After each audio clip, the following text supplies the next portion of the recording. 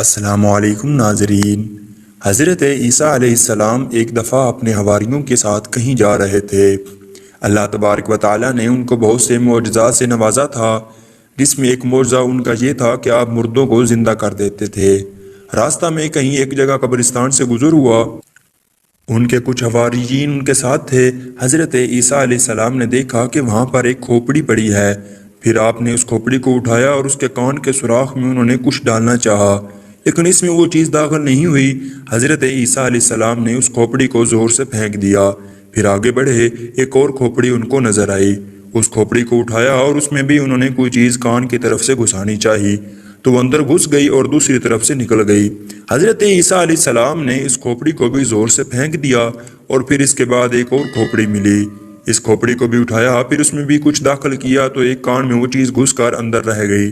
حضرت عیسیٰ علیہ السلام نے اس کو بوسہ دیا اور پھر ادب سے لے جا کر ایک جگہ دفن کر دیا۔ آپ کے حواریوں نے پوچھا کہ حضرت یہ کیا ماجرا ہے کہ ایک کھوپڑی کو آپ نے دیکھا پھینک دیا، اور ایک کھوپڑی کو دیکھا اس کو بھی پھینک دیا، پھر تیسری کھوپڑی اٹھائی اور پھر اس کو دیکھا بوسہ دیا، لے جا کر دفن کیا، کیا ماجرا ہے؟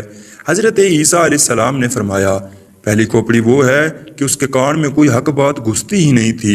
یہ اتنا بڑا کافر تھا کہ اللہ کے پیغمبر اس کے پاس آتے تھے، اللہ کی باتیں اس کو جب بھی سنائی جاتی تھیں، لیکن اس کے دل میں اتنی سختی پیدا ہو گئی کہ اس سختی کا اثر کانوں پر بھی ہو گیا تھا، اس لیے کان اس کی بات کو سنتے بھی نہیں تھے۔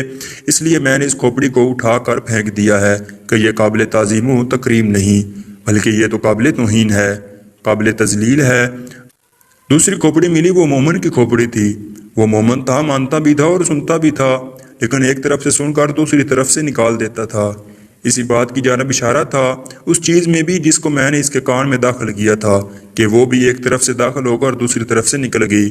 مطلب یہ ہے کہ اللہ کے دین کی باتیں سنتا تھا، لیکن وہ دل میں نہیں اترتی تھی، اور اس کا دل اس قدر سخت تھا کہ کان تو اسے سنتے تھے، لیکن دل اس کا قبول نہیں کرتا تھا۔ ہم میں سے بھی کتنے ایسے ہوں گے کہ قرآن سنتے ہیں، حدیث بھی سنتے ہیں، مسائل سنتے ہیں اور دین کی باتیں بھی سنتے ہیں، لیکن وہ ادھر سے سنتے ہیں اور ادھر سے نکال دیتے ہیں، دل کے اندر گھسنے کا سوال ہی نہیں پیدا ہوتا۔